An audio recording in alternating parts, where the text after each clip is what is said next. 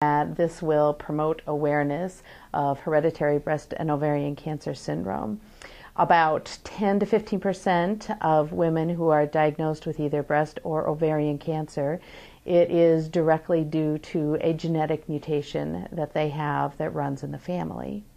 And so what this week is promoting is to get people to think about their family's medical history so that they can think about what types of cancer are in the family, and perhaps if there are a significant number of breast and ovarian cancer, they may want to think about coming to see a genetic counselor to help them map out a family tree to see if they might have this syndrome in their family.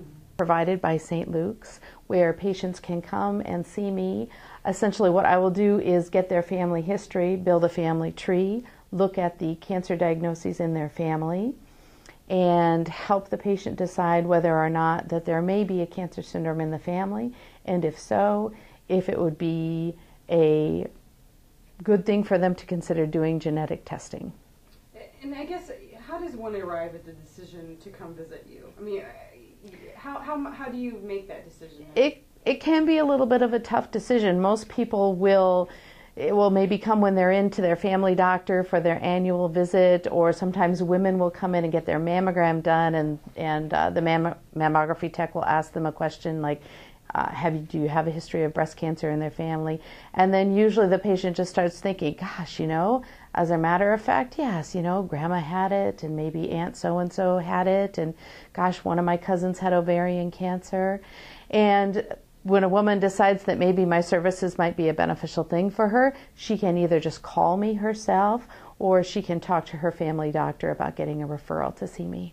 And tell me about the services. They're for the most part free, with the exception of the actual lab test. That's correct. The service just to come and sit with me is absolutely free, and what happens during that session is we just build a family tree and take a look at the cancer syndrome in the family.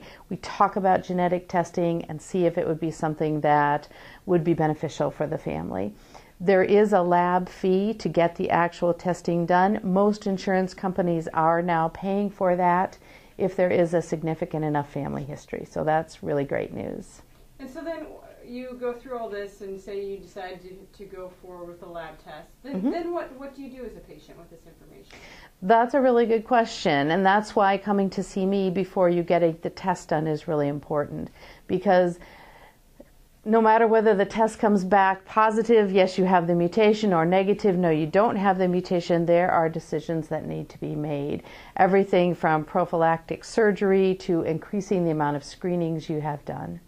And is this a case where, as a patient, perhaps it's something I just use and have a conversation with my physician, and hopefully he or she can help me kind of decide what is the best course of action? Yes, this is always something that should be, if possible, talked about with your family physician or gynecologist. Yes. And so, again, this week is just about raising awareness. Absolutely. This is just a week to raise awareness for the fact that there are indeed about 10 to 15% of breast cancer cases that are actually caused by a gene mutation. And if we can find those families and help them discover if they do have that mutation, then we can hopefully help prevent cancer. Okay. Anything else that you want to add, Julie, that I haven't asked that you think is important? You can always call me anytime just to get information or to ask me about this. And my phone number is 369-7816.